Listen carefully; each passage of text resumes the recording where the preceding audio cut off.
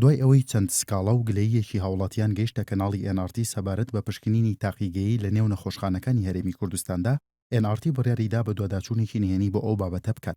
یەکێک لە ڕۆژنامەنووسەکانی NRT بە بەکارهێنانی کامێرەی نهێنی تۆزێک چای کوڵاوی ڕوونی لەگەڵ خۆی برد و چووە یەکێک لە نەخۆشخانەکان و وتی گورچی لەم ئازاری هەیە.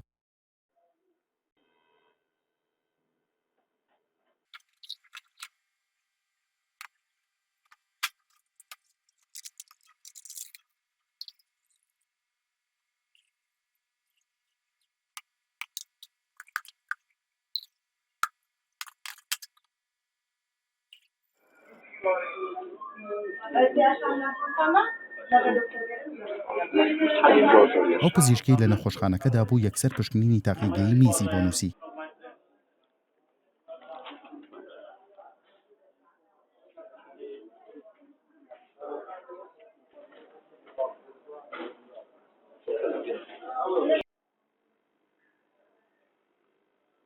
ڕۆژنامەنووسەکەش لەبری ئەوەی میز بکاتە ناو ئەو تیوبەی کە بۆ وەرگرتنی سەمپڵەکە پێیدرا بوو، چاکوڵاوەکەی تێکرد و بردیەوە بۆ تاقیگە.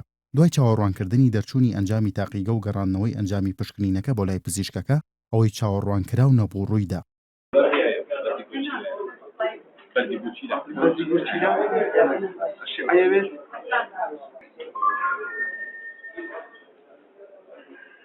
بەڵێ وەک گوێتان لێبوو بەپێی ئەو پشکنینەی بۆ چاکوڵاوەکە کراوە، دەرکەوت کە ڕۆژنامەنووسەکەی NRT بەردی گورچیلەی هەیە و دەست بەجێ پزیشکەکە لەسەر ئەنجامی ئەو پشکنینە چارەسەری پێویستی بۆ نووسی. پرسیارەکە لە بەرپرسانی تەندروستی ئەوەیە: ئایا دەکرێت ئاوا بە ئاسانی بڕیار لەسەر دیاریکردنی نەخۆشیەکان بدرێت؟ ئایا هۆکاری چییە کە لە پشکنینی چایەکی کوڵاوەوە دەردەکەوێت کە نەخۆشێک بەردی گورچیلەی هەیە؟ ئەمە کەم تەرخەمی کارمەندانی تەندروستیە یان کەم و کوڕیە لە ئامێرەکاندا؟ سەرباری چەندین هەڵی پزیشکی تر کە ڕۆژانە لە نەخۆشخانەکانی هەرێمی کوردستاندا ڕوودەدات، تا ئێستا وەزارەتی تەندروستی و بەڕێوەبەرایەتیەکانی تەندروستی و سەندیکای پزیشکان هیچ لێپرسینەوەیشان نەکردووە و هیچ کارمەندێکی تەندروستی لەسەر ئەو هەڵە پزیشکیانە سزا نەدراون کە هەندێک جار بووەتە هۆی گیان لەدەستدان و کەم ئەندامبوون و توشبوون بە نەخۆشی درێژخایەن. بەپێی زانیاریەکانی NRT و ئەو سکاڵایانەی کە دەست NRT کەوتووە، سیستەمی تەندروستی گەشتۆتە ئاستێکی ترسناک بە شێوەیە کە چەندین هەڵی کوشندە ڕوویداوە و تا ئەم ساتە هیچ پزیشکێک ڕوبەڕووی هیچ لێپرسینەوەیکی یاسایی یان پیشەیی نەبووەتەوە.